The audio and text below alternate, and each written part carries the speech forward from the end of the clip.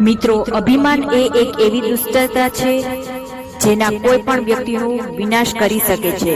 અહંકારના કારણે વ્યક્તિ પોતાને મહાન સમજવા લાગે છે અને બીજાને નાનો સમજવા લાગે છે. અહંકારી વ્યક્તિ બીજાનું અપમાન કરતી અચકતી નથી. આ દુષ્ટને જલ્દીથી છોડી દેવું જોઈએ, તો જ જીવનમાં સુખ અને શાંતિ આવી શકે છે. જો તમે કંઈક નવું કરવા માંગો છો તો શરૂઆત કરવામાં સંકોચવું નહીં. નવા કામમાં નિષ્ફળતા મળી શકે, પરંતુ તેનાથી નિરાશ ન થવું જોઈએ. નિષ્ફળતામાં શીખીને ફરી પ્રયાસ કરશો તો સફળતા મળશે. સમય અમૂલ્ય છે, તેથી દરેક ક્ષણો યોગ્ય રીતે ઉપયોગ કરો. આળસમાં અન્ય પર ગુસ્સો કરવો જોઈએ અને ઈર્ષ્યા કરવાનો સમય ન બગાડો. આપણે અવરોધોને કારણે નહીં, પણ આપણી નબળાઈઓ અને નકારાત્મક વિચારોને કારણે નિષ્ફળ જઈએ છીએ.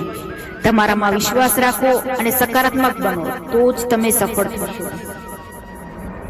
સૌથી મોટી ભૂલ એ છે કે આપણે આપણી ભૂલોમાંથી કંઈ શીખતા નથી. ભૂલોમાંથી શીખીને આગળ વધશો તો ચોક્કસ સફળ થશો.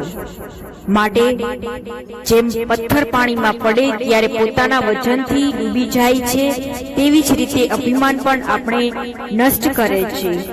આ દુષ્ટતાને શક્ય તેટલી વહેલી તકે છોડી દો. રાધે રાધે.